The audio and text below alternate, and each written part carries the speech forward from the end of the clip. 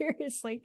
So kind of offshoot from what you just said, what do you do when you find that your SEO work is doing its job, where like you're getting good traffic, you're getting qualified queries, bringing in the traffic, but the website design is failing you, and they're not turning that into um, the money, the revenue that needs to be there to Right. get you where you need to be. Exactly. So if you have those data points, then you could make the case.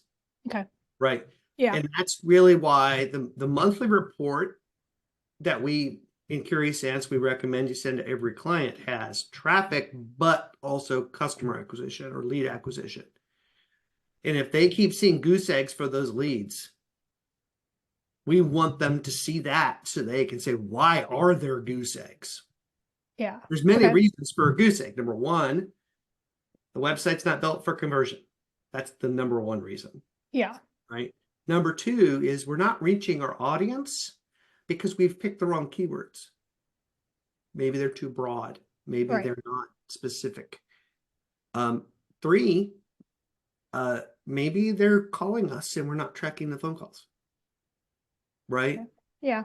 But point is that monthly report, we were not sharing with them, here's how many impressions you got for this keyword and where you rank.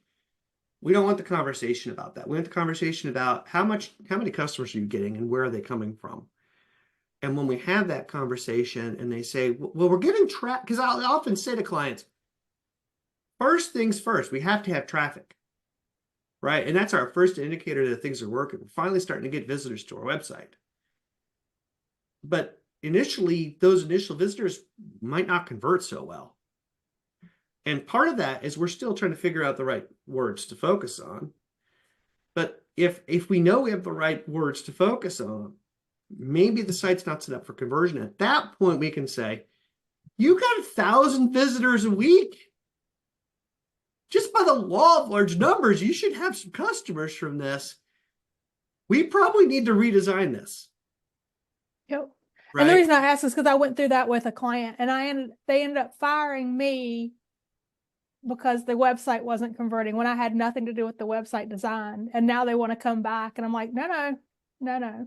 I've seen how you work, so find somebody else that'll play your game. So this is why I'm going to share my screen here real quick. And I'm going to find a better way to do this. But here's the process, right? We're getting analytics set up. Then we get conversion set up. Then we set up technical stuff. Then we set up the monthly report. Then we do conversion rate optimization, right? And so I'm still trying to figure out how to say this in Curious Ants. But the short version is the first thing I do with clients typically is make sure there's a clear call to action. And I am a crappy web designer. So if all you have is budget for me to do it, it's going to be ugly, but it's going to work. Right?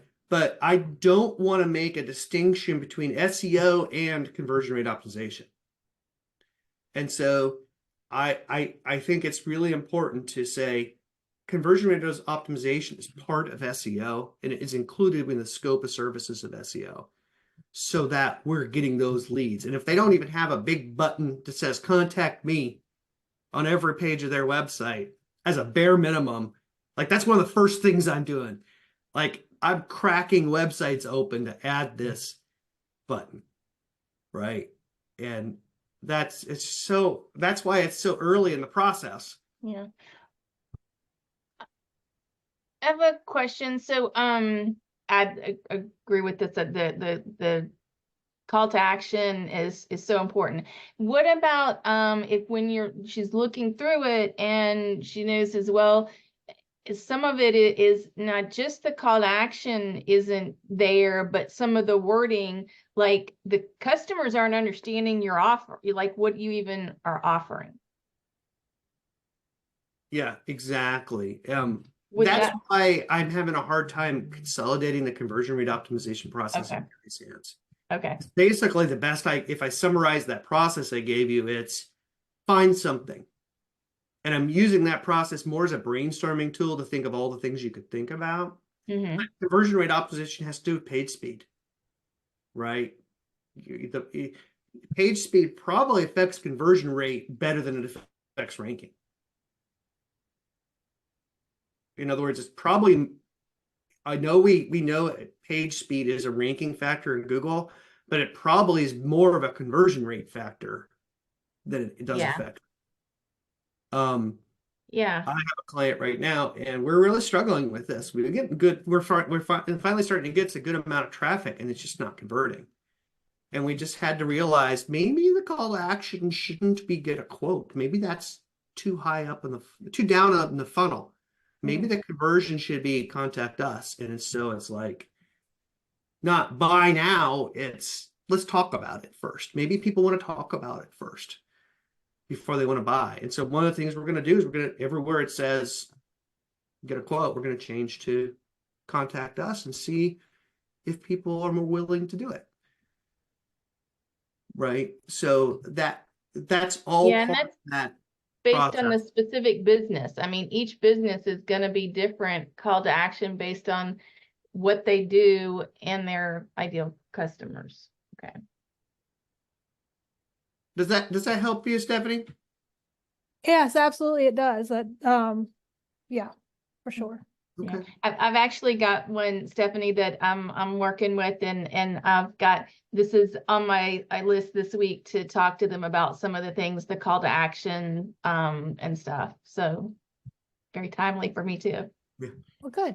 Glad Go to ahead and help. look at the CRO process and give me input. But one of the things in there, and I'll share this screen again,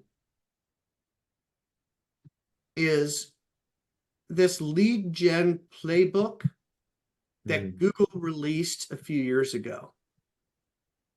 This is one of these like not secret releases from Google. This is a Google Ads product, but it's basically how to get more leads from a website that's a lead gen website. They have this whole set of these outside of just lead gen. So if you have other things like, let's see if I listed these. Oh, sorry. Oh, all these are, there's one for lead gen, one for retail, one for finance websites, one for automotive websites, one for travel websites. And it's like, of all the things you can do to improve your leads for these different types of industries, here's what you should look at. And I find that these recommended steps are really good. And if you just read through, especially if you have, let's say, a real estate client, or Stephanie, I know you sometimes have worked in the automotive space, right? Yeah, I've got a Download, real estate client yeah, now, so yeah. See what they say about real estate as it relates to conversion rate optimization. Mm. And it's, And depending on the specific one, they can be, I found some of the most difficult because they usually have, their realtor, and they can only make certain changes to their site. So you get what you get with a lot of them, not all of them. So yeah, that can be a difficult vertical to work with.